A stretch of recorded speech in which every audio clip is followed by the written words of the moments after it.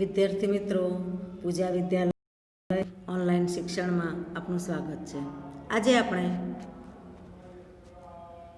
ધોરણ 10 social science chapter 20 ભારતની સામાજિક સમસ્યાઓ અને પડકારો વિશે જોવા જઈ રહ્યા છીએ.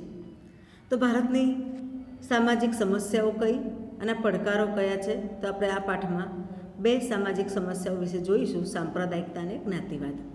તો એક તો ભારત દેશ આપણો વિશાળ વસ્તી ધરાવતો, સૌથી મોટી વિશ્વની અંદર લોકશાહી ધરાવતો દેશ છે, જ્યાં વિવિધ ધર્મ, જાતિ, ભાષા અને સંસ્કૃતિ ધરાવતા લોકો વસે છે. ભારતની સંસ્કૃતિ એક તો સમન્વયકારી અને સર્વધર્મ સંભાવની વિશેષતા ધરાવે છે. પરંપરાગત સમાજમાંથી આધુનિક સમાજ તરફ ગતિ કરતા ભારતીય સમાજના અનેક પરિવર્તનો આવેલા છે. એની સાથે આ કેટલીક સમસ્યા ઊભી થઈ છે. તો આપણે આ બે સમસ્યા વિશે આપણે જોઈશું, જ્ઞાતિવાદ અને સાંપ્રદાયિકતા. તો દેશને સ્વતંત્રતા અપાવવા વિવિધ ધર્મ, જાતિ, ભાષા ધરાવતા લોકોએ સહિયારો પુરુષાર્થ કર્યો. એમના પરિણામે આપણને મહામૂલી સ્વતંત્રતા મળી. સ્વાતંત્ર્ય આંદોલન દરમિયાન આપણને સદભાવ, એકતા, સહિષ્ણુતા અને સ્વતંત્રતા જોવા મળી હતી, પરંતુ ત્યારબાદ આજે સ્વતંત્રતા બાદ એમાં ઓટ આવી હોય એવું આપણને લાગે છે. આજે આપણે જોઈએ છીએ તો જાતિગત ઝઘડાઓ, સાંપ્રદાયિક ઘર્ષણ, પ્રાદેશિક હિંસા જોવા મળે છે. એના કારણે દેશમાં શાંતિ અને વિકાસને અવરોધતા પર નકારાત્મક પરિબળો જોવા મળે છે, જે દેશ માટે સામાજિક સદભાવ, બિન સાંપ્રદાયિકતા, લોકશાહી મૂલ્યો, રાષ્ટ્રીય એકતા સામે ગંભીર પડકારો ઊભા થાય છે. સૌથી પહેલાં આપણે જોઈશું સાંપ્રદાયિકતા. તો ધર્મ એક શ્રદ્ધા અને આસ્થાનો વિષય છે. મોટાભાગે કોઈને કોઈ ધર્મ કે સંપ્રદાયમાં માનવ માનતો હોય છે. ભારત એક બિન સાંપ્રદાયિક અને ધર્મનિરપેક્ષ દેશ છે. તેથી સંકુચિત સાંપ્રદાયિકતાનું આચરણ બંધારણની ભાવના વિરુદ્ધ છે. જ્યારે કોઈ ધાર્મિક જૂથ કે સમુદાય કોઈ પણ કારણસર બીજા ધર્મ કે સંપ્રદાયનો વિરોધ કરે ત્યારે સાંપ્રદાયિક તણાવ ઉત્પન્ન થાય. કોઈ પણ ધર્મ કે સંપ્રદાયના સભ્યો અન્ય ધર્મોની તુલનામાં પોતાના ધર્મ કે સંપ્રદાયને શ્રેષ્ઠ દર્શાવવાનો પ્રયાસ કરે, પોતાના ધાર્મિક હિતને વધુ મહત્ત્વ આપે, ત્યારે દરેક નાગરિકને વ્યક્તિગત રીતે નહીં પરંતુ સાંપ્રદાયિક રીતે જુએ છે. તો આવી વિચારધારા હંમેશા સમાજને વિભાજન તરફ લઈ જાય છે. સ્વાતંત્ર્ય પ્રાપ્તિના આટલા વર્ષો બાદ પણ આજે આપણે સાંપ્રદાયિકતાની સમસ્યા પર સંપૂર્ણ નિયંત્રણ લાવી શક્યા નથી. સંકુચિત સાંપ્રદાયિકતા ઘણી બધી રીતે નુકસાનકારક છે. એનાથી દેશમાં, સમાજમાં સામાજિક તણાવ ઉત્પન્ન થાય છે. વ્યક્તિ પોતાના જ બંધુઓને પોતાના વિરોધી માને છે, જેથી સમાજમાં મતદેવ અને ધૃણાનું વાતાવરણ ઊભું થાય છે. સાંપ્રદાયિક તણાવથી સાંપ્રદાયિક હિંસા અને ઝઘડાઓ થાય છે. આ બધી જ બાબતો લોકશાહી વિચારધારા, રાષ્ટ્રીય એકતા અને રાષ્ટ્રના વિકાસ માટે ખતરારૂપ છે. તો સાંપ્રદાયિકતા સામે સંઘર્ષ. તો આજે વ્યક્તિ, સમાજ અને રાષ્ટ્રના વિકાસને અવરોધતો પરિબળ હોવાથી એને દૂર કરવા માટે કેટલાક પ્રયાસો હાથ ધરવા જોઈએ. તો સૌ પ્રથમ તો નાગરિક અને સરકારે સાંપ્રદાયિક તત્વો સામે સખ્તાઈપૂર્વક સામનો કરવો પડશે અને તેને દૂર કરવા પ્રયત્ન કરવો પડશે. સાંપ્રદાયિકતા દૂર કરવાનું અસરકારક કાર્ય એક શિક્ષણ જ કરી શકે. આથી શિક્ષણમાં, અભ્યાસક્રમોમાં બધા ધર્મોમાં સારી બાબતોનો સમાવેશ કરવામાં આવે.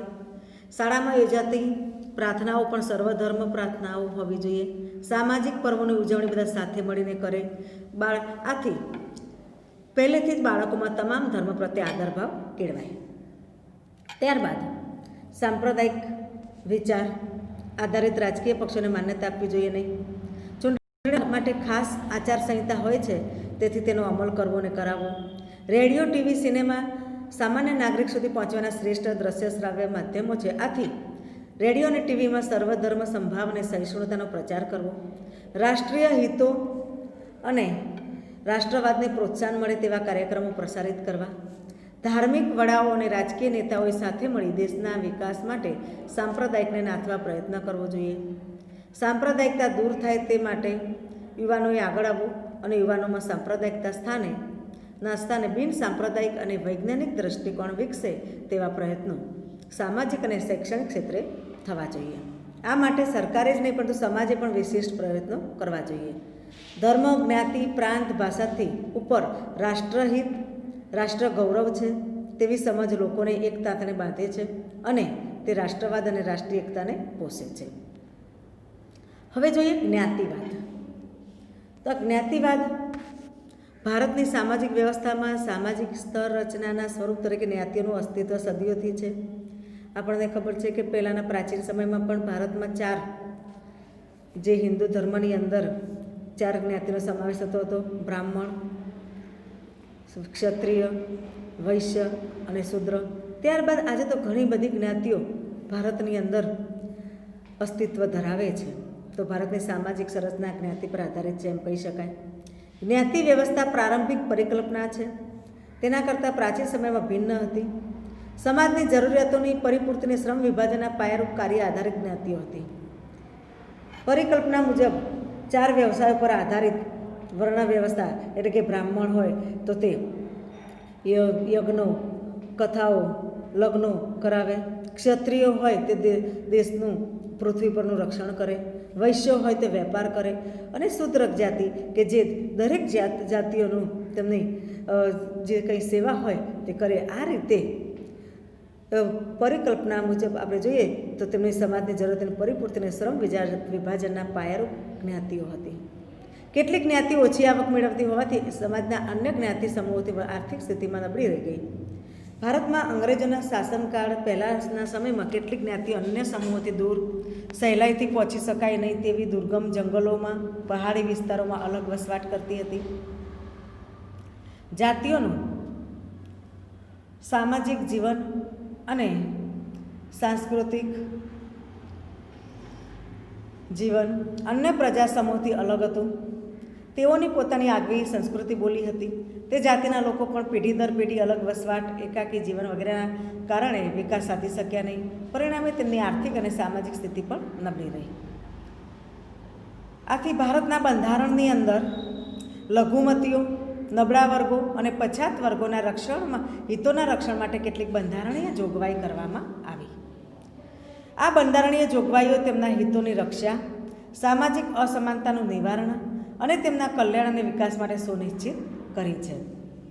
તો આપણે જોઈશું કે ભારતનું બંધારણ ભારતના તમામ નાગરિકોને સમાન રીતે આર્થિક, સામાજિક અને રાજનૈતિક ન્યાય પ્રદાન કરે છે. ભારતના બનાવ્યા મુજબ જાતિ, જ્ઞાતિ, ધર્મ, ભાષા અને લિંગના આધારે કોઈ પણ પ્રકારનો ભેદભાવ રાખવામાં નહીં આવે. દરેક વ્યક્તિને સમાન તક અને સમાન દરજ્જો પ્રાપ્ત થાય તેનો પણ બંધારણમાં ઉલ્લેખ છે.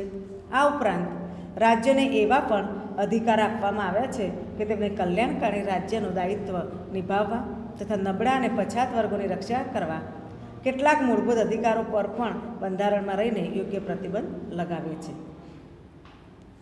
ધાર્મિક સ્વતંત્રતાનો અધિકાર કોઈપણ ધર્મનું પાલન કરવાની સ્વતંત્રતા આપે છે.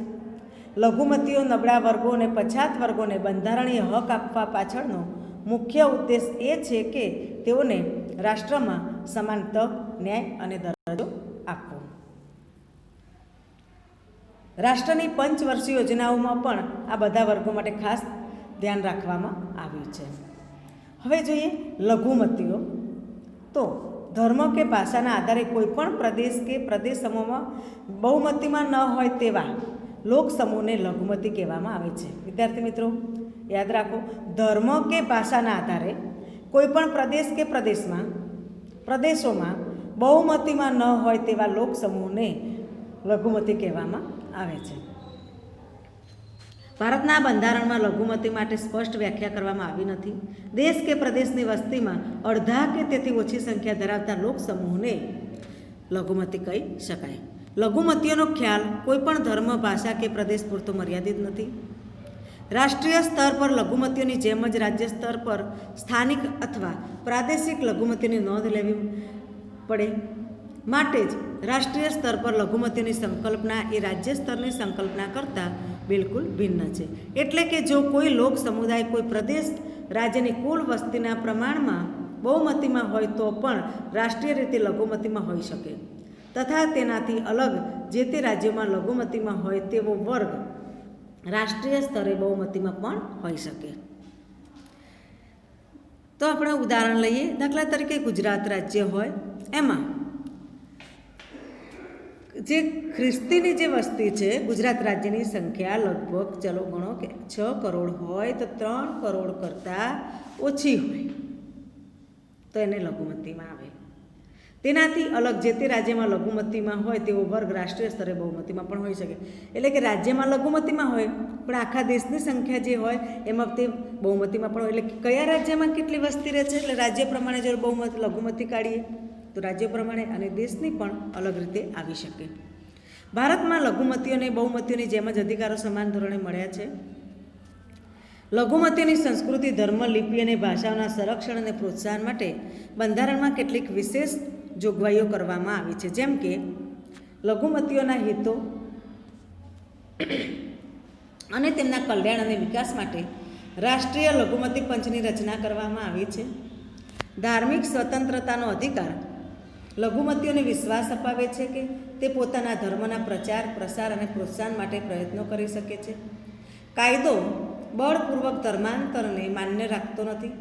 સરકારી સહાય લેતી કોઈપણ શિક્ષણ સંસ્થાઓમાં ધાર્મિક શિક્ષણ આપી શકાતું નથી. તમામ ધાર્મિક સમુદાયોને તેમના ધર્મના વ્યવસ્થાપન અને ધાર્મિક કાર્યો માટે સંપત્તિ મેળવવાનો, તેની દેખરેખ રાખવાનો અધિકાર છે. સાંસ્કૃતિક અને શૈક્ષણિક અધિકાર દ્વારા લઘુમતીઓ પોતાની લિપિ અને સંસ્કૃતિઓનું રક્ષણ કરી શકે છે. સરકારી સહાય મેળવતી કોઈપણ સંસ્થામાં ધર્મ, વંશ, જાતિ, વર્ણ કે ભાષાના આધારે કોઈપણને પ્રવેશ મેળવવા અટકાવી શકાશે નહીં. સમાજના તમામ વર્ગોને પોતાની પસંદગી પ્રમાણે ભાષા, લિપિ જાળવવાનો, વિકાસ કરવાનો અને તે માટે શૈક્ષણિક સંસ્થા સ્થાપવાનો અને ચલાવવાનો અધિકાર છે. ભારતીય લઘુમતીના બાળકોને પ્રાથમિક શિક્ષણ માતૃભાષામાં મળે તેવી સુવિધા રાજ્ય સરકાર આપે છે. હવે આપણે જોઈએ અનુસૂચિત જાતિઓ અને અનુસૂચિત જનજાતિઓ. તો વિદ્યાર્થી મિત્રો, અનુસૂચિત જાતિ અને જનજાતિઓની કોઈ વ્યાખ્યા ભારતના બંધારણમાં સ્પષ્ટ કરવામાં આવી નથી. સંબંધિત રાજ્યના રાજ્યપાલની સલાહથી રાષ્ટ્રપતિના આદેશ દ્વારા તેનો વિશેષ ઉલ્લેખ કરવામાં આવ્યો છે. જ્ઞાતિવાદના કારણે કેટલીક જ્ઞાતિઓનું શોષણ અટકાવવા, તેમની સામેના અન્યાયને દૂર કરવા, સમાનતા અને ભાતૃભાવથી તેમનામાં રહેલી સંકુચિતતા દૂર કરવા અને તેમનો સામાજિક, આર્થિક અને શૈક્ષણિક વિકાસ થાય તે હેતુથી ભારતના બંધારણમાં કેટલીક વિશિષ્ટ જોગવાઈ કરવામાં આવેલી છે. બંધારણની કલમ 341માં જણાવ્યા પ્રમાણેની અનુસૂચિમાં સમાવિષ્ટ જ્ઞાતિને અનુસૂચિત જાતિઓ તરીકે ઓળખવામાં આવે છે. એટલે જ્યારે બંધારણની કલમ 342 પ્રમાણેની અનુસૂચિ પ્રમાણે સમાવિષ્ટ જાતિને અનુસૂચિત જનજાતિ તરીકે, એટલે કે 341 કલમ છે એમાં અનુસૂચિત જાતિ અને 342 જે બંધારણની કલમ છે તેમાં અનુસૂચિત જનજાતિ તરીકે ઓળખવામાં આવે છે. અનુસૂચિત જનજાતિઓમાં એવા લોકોનો સમાવેશ કરવામાં આવે છે કે જે મોટેભાગે જંગલ કે પહાડી વિસ્તારોમાં રહે છે, વિશિષ્ટ ભૌગોલિક સ્થિતિમાં નિવાસ કરે છે અને બીજા કરતાં અલગ સામાજિક અને સાંસ્કૃતિક જીવન ધરાવે છે, સામાન્ય લોકો કરતાં આર્થિક અને શૈક્ષણિક રીતે પછાત છે. તો એના માટે બંધારણીય જોગવાઈઓ, તો આ જનજાતિ, અનુસૂચિત જનજાતિ અને અનુસૂચિત જાતિના વિકાસ અને કલ્યાણ માટે કેટલીક જોગવાઈઓ કરવામાં આવેલી છે. દાખલા તરીકે સામાન્ય જોગવાઈઓમાં પહેલી જોગવાઈ છે બંધારણીય આર્ટિકલ 15 પ્રમાણે કેવળ ધર્મ, જાતિ, જ્ઞાતિ, ધર્મસ્થાન કે તેમાંની કોઈપણ બાબતોને કારણે ભેદભાવ કરવા પર પ્રતિબંધ મૂકે છે.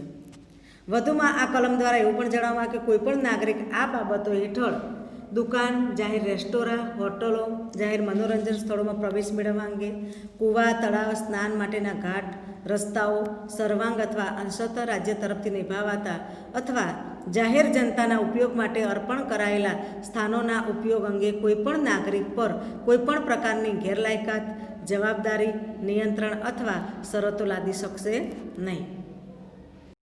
આર્ટિકલ 29 પ્રમાણે જોઈએ તો ભારતના પ્રદેશમાં અથવા તેના કોઈપણ ભાગમાં વસતા કોઈપણ નાગરિકો કોઈ વિશિષ્ટ ભાષા, લિપિ કે પોતાની કહી શકાય તેવી સંસ્કૃતિ ધરાવતા હશે તો તેને સાચવવાનો તેમને અધિકાર રહેશે. કેવળ ધર્મ, જ્ઞાતિ, ભાષા કે તેમાંના કોઈપણના આધારે રાજ્ય તરફથી નિભાવાતી અથવા નાણાકીય સહાયથી ચાલતી શિક્ષણની કોઈપણ સંસ્થામાં કોઈપણ નાગરિકને પ્રવેશ મેળવતા અટકાવી શકાય નહીં. તો આ છે સામાન્ય જોગવાઈઓ. હવે આપણે જોઈએ ખાસ જોગવાઈઓ. તો રાજનીતિના માર્ગદર્શક સિદ્ધાંતોની કલમ 46 અનુસાર રાજ્યની પ્રજાના પછાત વિભાગોને, ખાસ કરીને અનુસૂચિત જાતિને અનુસૂચિત જનજાતિઓના કેળવણી વિષયક અને આર્થિક લાભો જળવાય તે માટે રાજ્ય ખાસ કાળજી લેશે. સામાજિક અન્યાય અને કોઈપણ પ્રકારના શોષણ સામે તેમનું રક્ષણ કરશે. આર્ટિકલ 16(4) પ્રમાણે રાજ્ય હસ્તકની નોકરીઓમાં અમુક વર્ગોનું પ્રતિનિધિત્વ જળવાયું નથી એમ રાજ્યને લાગે તો તેમના માટે જગ્યાઓ અથવા નિમણૂકો અનામત રાખવાની જોગવાઈ કરવાનો રાજ્યને અધિકાર રહેશે. આર્ટિકલ 330, 332 અને 334 પ્રમાણે અનુસૂચિત જાતિ અને અનુસૂચિત જનજાતિના લોકો માટે રાજ્યની વિધાનસભા તેમજ કેન્દ્રની લોકસભામાં તેમના માટે કેટલીક બેઠકો અનામત રાખવામાં આવી છે. કેન્દ્રમાં રાજ્યસભામાં કોઈ પણ બેઠક અનામત રાખવામાં આવી નથી. ગ્રામ પંચાયત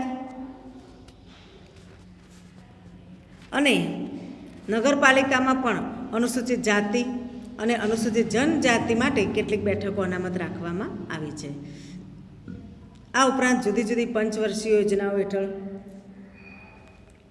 છાત્રાલયોની રચના, શિષ્યવૃત્તિની યોજના, વિવિધ પ્રતિયોગિતા કસોટી માટે તાલીમ અને માર્ગદર્શન વર્ગો શરૂ કરવામાં આવ્યા છે. શૈક્ષણિક વિકાસાર્થે આશ્રમ શાળાઓ શરૂ કરવામાં આવી છે. સરકારી નોકરીઓમાં આ જાતિના ઉમેદવારો માટે ઉંમર, ફી, લાયકાતના લઘુ ધોરણોમાં કેટલીક છૂટછાટ આપવામાં આવી છે. ડૉક્ટર બાબા સાહેબ આંબેડકર સંસ્થા દ્વારા ડૉક્ટર આંબેડકર રાષ્ટ્રીય પુરસ્કાર એવા વ્યક્તિ સંસ્થાને આપવામાં આવે છે, જે નબળા વર્ગોને સામાજિક સમજ, ઉદ્ધાર, પરિવર્તન, ક્ષમતા, ન્યાય અને માનવ ગરિમા માટે કાર્ય કરતા હોય. અનુસૂચિત જાતિ અને અનુસૂચિત જનજાતિના કલ્યાણ અને વિકાસ અર્થે રાજ્યમાં અલગ વિભાગ અને કેન્દ્રમાં વિશિષ્ટ અધિકારીની નિમણૂક કરવામાં આવી છે. આ ઉપરાંત રાષ્ટ્રીય કક્ષાએ આ જાતિઓ માટે રાષ્ટ્રીય આર્થિક વિકાસ માટે વિવિધ પ્રકારની યોજનાઓ શરૂ કરવામાં આવી છે. હવે ફક્ત જાતિ માટેની જોગવાઈઓ. તો બંધારણની કલમ 17 અન્વયે અસ્પૃશ્યતા નાબૂદ કરવામાં આવી છે. અસ્પૃશ્યતા સંદર્ભે અસ્પૃશ્યતા એટલે આભડસેટ કોઈ પણ સ્વરૂપે કરાતું આચરણ અમાન્ય છે. અસ્પૃશ્યતામાંથી ફલિત થતી કોઈપણ ગેરલાયકાતનો અમલ કરવો કાયદાની રૂએ શિક્ષાપાત્ર ગુનો બને છે. આર્ટિકલ 25 પ્રમાણે રાજ્યોના સામાજિક કલ્યાણ અને સુધારણા માટે કે જાહેર ગણી શકાય તેવી હિન્દુ ધાર્મિક સંસ્થાઓને હિન્દુઓના તમામ વર્ગો અને વિભાગો માટે સાર્વત્રિક પ્રવેશ માટે સમાન કાયદો કરવાનો, અગર તે અંગેનો અમલમાં હોય તેવો કોઈ કાયદો ચાલુ રાખવાનો અધિકાર છે. આમાં હિન્દુઓના ઉલ્લેખમાં શીખ, જૈન અથવા બૌદ્ધ ધર્મ પાળનારા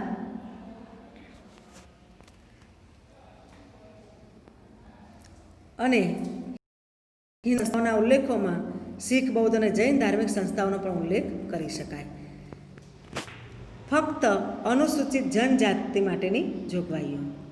આર્ટિકલ 19(5) રાજ્યના રાજ્યપાલોને અનુસૂચિત જનજાતિના હિતના સર્વ નાગરિકોના ગમે તે પ્રદેશમાં આવજા કરવાના અથવા કોઈપણ વેપાર ધંધો કરવાના સામાન્ય હકો પર નિયંત્રણ મૂકવાની સત્તા આપે છે. તેનાથી અનુસૂચિત જનજાતિના વિસ્તારમાં જમીનની ફેરબદલી, નાણાં ધીરદાર તથા અન્ય પ્રકારે અનુસૂચિત જનજાતિઓના થતા શોષણને અટકાવવા અને તેનાથી તેનું રક્ષણ કરવા ખાસ કાયદાઓ કરવાનો અધિકાર છે. હવે આમાંથી નિષ્કર્ષ એ નીકળે છે કે અનુસૂચિત જાતિ, અનુસૂચિત જનજાતિ અને પછાત વર્ગોના વિકાસ માટે સરકાર દ્વારા વિવિધ પ્રકારની યોજનાઓ અને કાર્યક્રમો કરવામાં આવી રહ્યા છે, જેના કારણે તે લોકોની સ્થિતિમાં સુધારો થઈ રહ્યો છે, જેમના ઘણા લોકોને આ સામાજિક, આર્થિક અને રાજકીય ક્ષેત્રે આગળ વધવાની તક મળી છે. વિદ્યાર્થી મિત્રો, પહેલો ભાગ. વિદ્યાર્થી મિત્રો,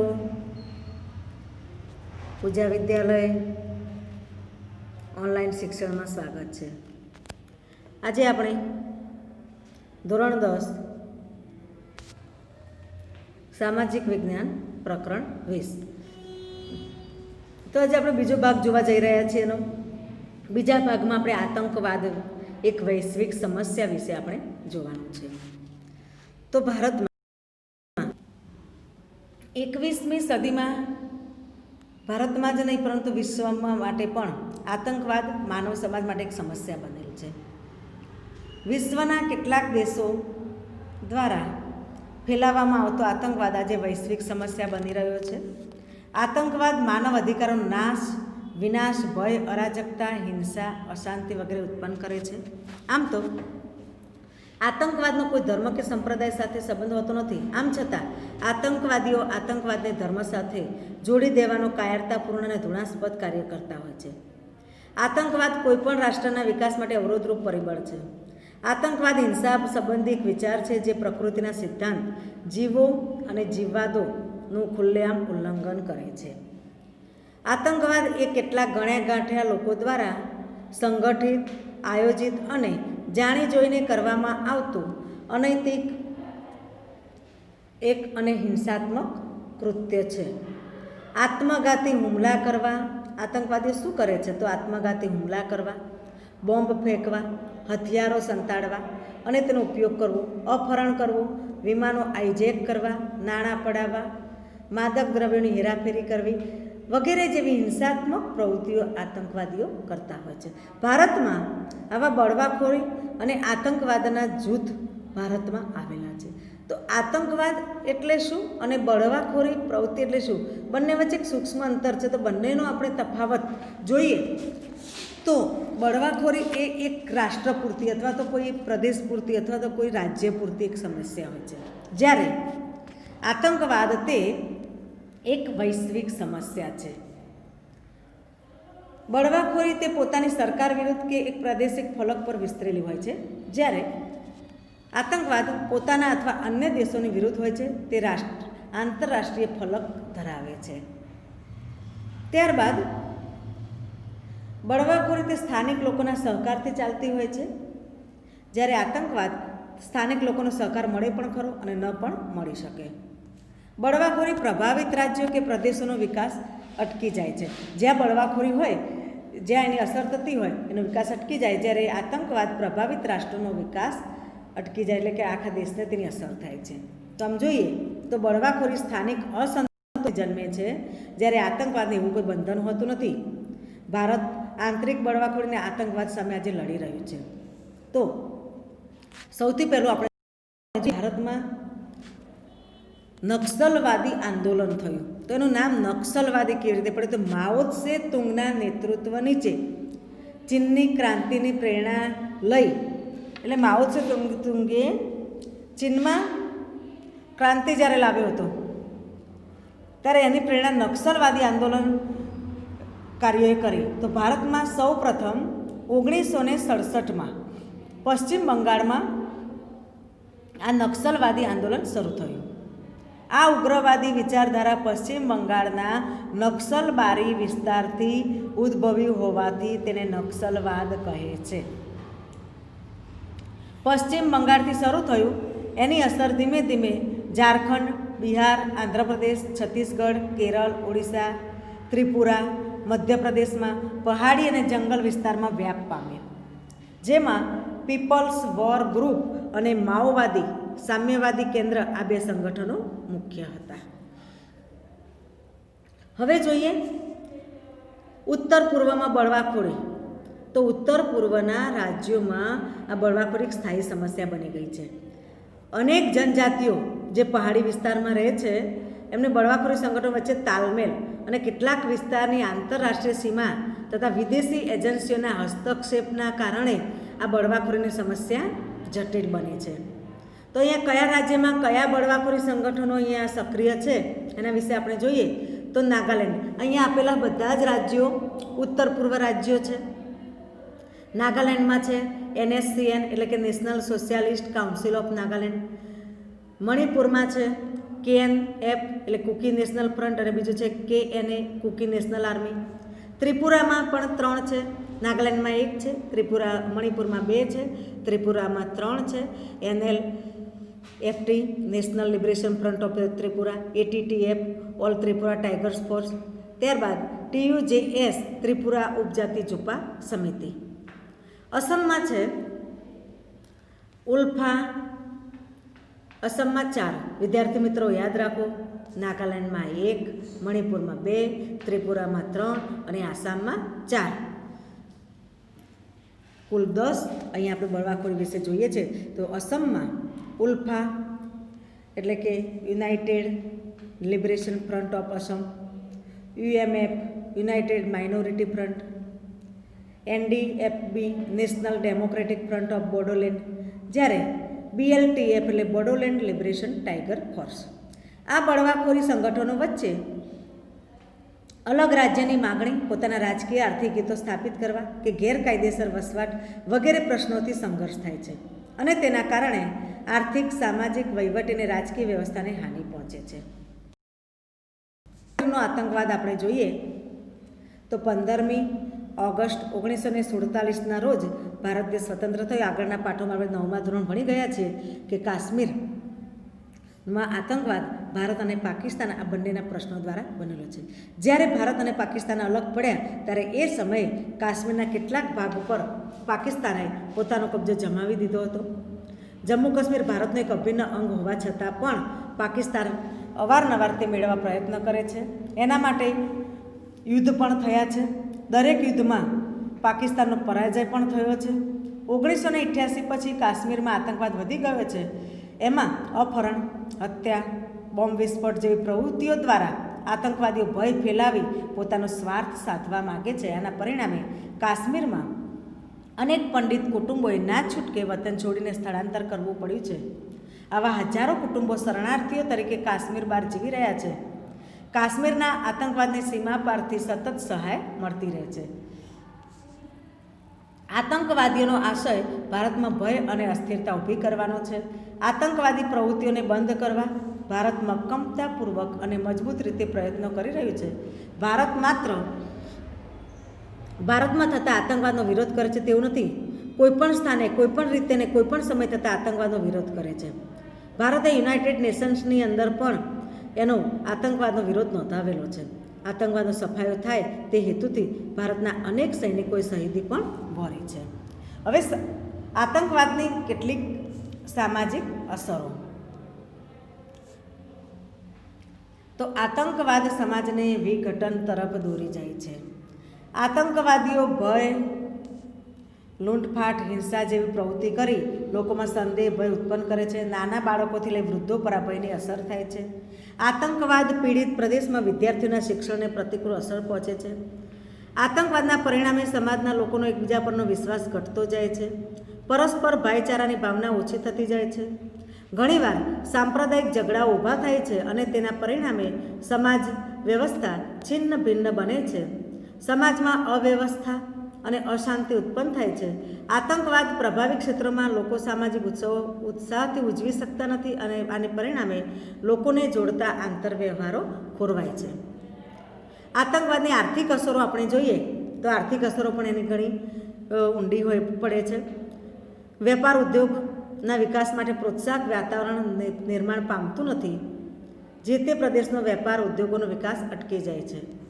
વેપાર ઉદ્યોગોને માઠી અસર થતાં લોકોને અન્ય પ્રદેશમાં વેપાર રોજગાર કરવા સ્થળાંતર કરવું પડે છે. કેટલાક આતંકવાદી સંગઠનો મૂડીપતિ, ઉદ્યોગપતિ, કર્મચારીઓ, વેપારીઓ પાસેથી ભય બતાવી નાણાં પડાવે છે.